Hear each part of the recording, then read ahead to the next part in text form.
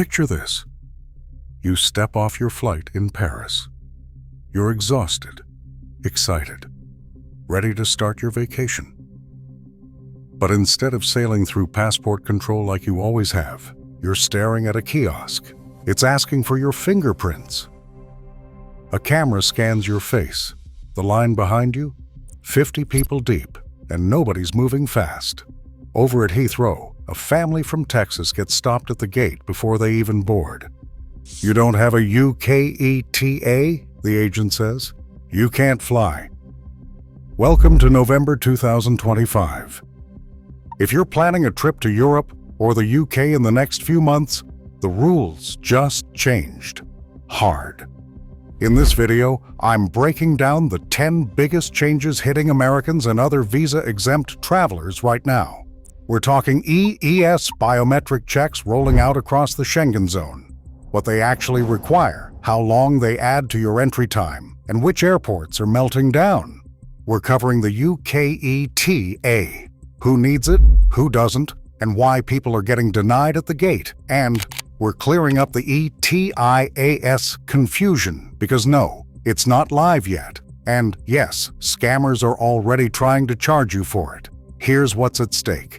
Miss one of these requirements? You could be denied boarding, stuck at the airport, out hundreds or thousands of dollars. Show up unprepared at the border?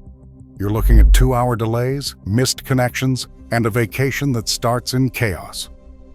But if you know what's coming, and what to do, you'll breeze through while everyone else is panicking. So, let's get into it. All right, change number 1, and it's the big one. EES is live. The entry-exit system launched across the Schengen Zone on October 12, 2025. Here's what that means for you. No more passport stamps. Instead, the EU is tracking your entries and exits digitally, and they're doing it with biometrics. Your first trip into Schengen after the launch? You'll give your fingerprints, your face scan, and your passport data at the border, all stored in a central system. After that first enrollment, future trips are faster. Just a quick scan, and you're through. This applies to all 29 Schengen countries. That includes France, Italy, Spain, Greece, Germany, all the heavy hitters. And yes, US travelers are absolutely included. Now here's the reality check. EES didn't launch everywhere at once. It's a phased rollout that's going to stretch into spring 2026. And in these early months, the lines have been brutal. Major airports, Eurostar terminals, the channel ports, they've all seen backlogs, technical glitches, and confused travelers. Some border crossings are handling it better than others. Some kiosks freeze. Some officers are still learning the system. My advice: add 30 to 60 extra minutes to your border crossing time, especially at busy hubs like Charles de Gaulle, Amsterdam Schiphol, or the Port of Dover during peak travel hours. Yes, they're adding more kiosks. Yes, they're training more staff. But right now, in November 2025, it's messy. Plan accordingly. Change number 3, the UK ETA. As of October 2025, if you're a US citizen traveling to the United Kingdom, you must apply for an electronic travel authorization before you go. This is new. For years, Americans could just show up. Not anymore. The UK rolled out the electronic travel authorization for a handful of countries last year, and now it's expanded to include the US and dozens of other visa-exempt nations. You can apply right now on the official UK government website. It's quick, it's digital, and it costs £10. Here's what you need to know about the electronic travel authorization process. Timing: apply a few days before your trip. Most people get approved within hours, but give yourself a buffer. Validity: your electronic travel authorization is tied to your passport. Once approved, it's good for multiple trips for as long as that passport is valid, up to 2 years or until your passport expires, whichever comes first. Now here's the critical part. Airlines check your electronic travel authorization status before you board. No electronic travel authorization? You don't fly, period. I'm not talking about getting turned away at UK immigration. I'm talking about being denied at the gate in New York, or Dallas, or LAX before you ever leave the US. This has already happened to families. Don't let it happen to you, even if you're just connecting through London. If you step landside at any point, you need that ETA. Okay, change number 5. And this one's important because there's a massive scam happening right now. ETIAS is not starting this fall. Let me say that again. ETIAS, the EU Travel Authorization System, is not launching until the 4th quarter of 2026. If you see a website offering to sell you ETIAS approval or an EU travel permit for 2025, it's fake. The official EU guidance is crystal clear. ETIAS isn't operational yet. You cannot apply. You do not need it for travel in 2025. Bookmark the official EU travel website and ignore everything else. Now, when ETIAS does launch in 2026, it'll cost around 22 to 24 euros. Reports suggest they're raising the originally planned €7 fee. But again, that's next year. Not now. Don't pay some random third-party site $80 for something that doesn't even exist yet. Back to the EES for a second. Your first Schengen entry after the system launched. That's the slow one. You'll go to a kiosk or a desk, scan your passport, give your fingerprints, and look into the camera for a face scan. An officer might supervise the process. It's thorough. It takes time. But once that's done, your biometrics are in the system. Next time you enter Schengen, you'll usually just scan your passport and do a quick facial recognition check. Unless your passport expires, you get a new one, or you haven't traveled to Schengen in more than 3 years. In those cases, you re-enroll. So that first trip? Budget extra time, but future trips should move faster. Change number 7. Where EES is going to hit hardest. If you're traveling between the UK, Eurotunnel, Eurostar, the Port of Dover, these are the pressure points.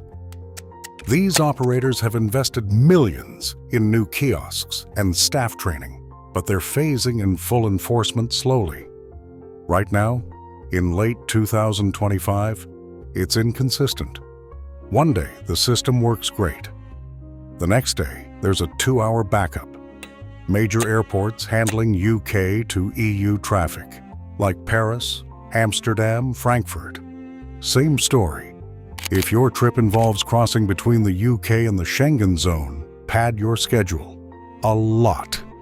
Here's a change that's going to catch some people off guard. The 90 and 180 rule just became a lot harder to fudge. For years, Schengen had this rule. You can stay up to 90 days in any 180-day period.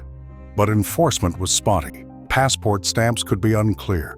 Officers had discretion. Not anymore. With EES, every entry and exit is logged digitally. The system knows exactly how many days you've been in Schengen. Overstay? Overvisit? You'll get flagged. And border officers now have less discretion to let things slide. If you're a frequent traveler, or if you spend long stretches in Europe, track your days carefully.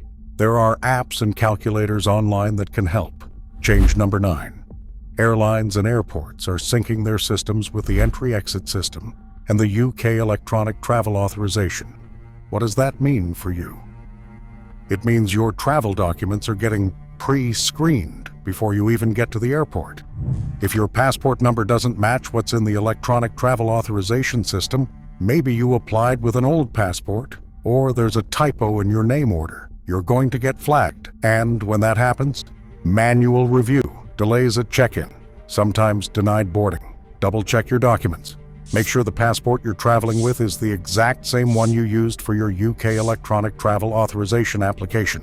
Make sure your name is spelled the same way everywhere.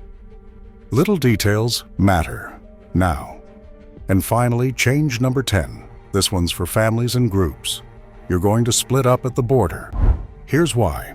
If you're traveling from the US to the UK, Everyone gets their UK electronic travel authorization checked at departure. Then, when you land in a Schengen country, everyone does entry-exit system biometrics at arrival. But if your group has mixed nationalities, say you're American, your spouse is Canadian, and your friend is Australian, you might end up in different queues, different processing speeds, different rules. And kids? If you're traveling with children, they'll need biometric enrollment too. Officers can assist at the kiosks, but it takes extra time. Bottom line, groups and families should expect slower border crossings right now. Plan for it. Don't book a tight connection if you're traveling with others. All right? Those are the 10 big changes you're facing in November 2025.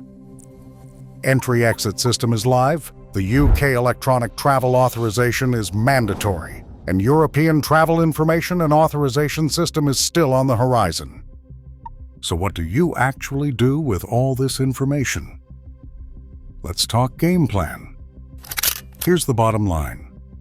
Europe just became biometric by default. Every entry tracked, every fingerprint logged, and the UK wants pre-approval before you even board the plane. Miss either step, no ETA, no time for EES enrollment, and your trip can end at the gate, not at immigration, at the gate. But travelers who prep now, they walk straight through. You've got the checklist, you know the timeline, you know what's real and what's a scam. Apply for your UK ETA early. Budget extra time for EES. Ignore ETIAS until 2026. And watch that 90 and 180 rule. Do me a favor. Share this video with anyone flying to Europe or the UK after October 2025.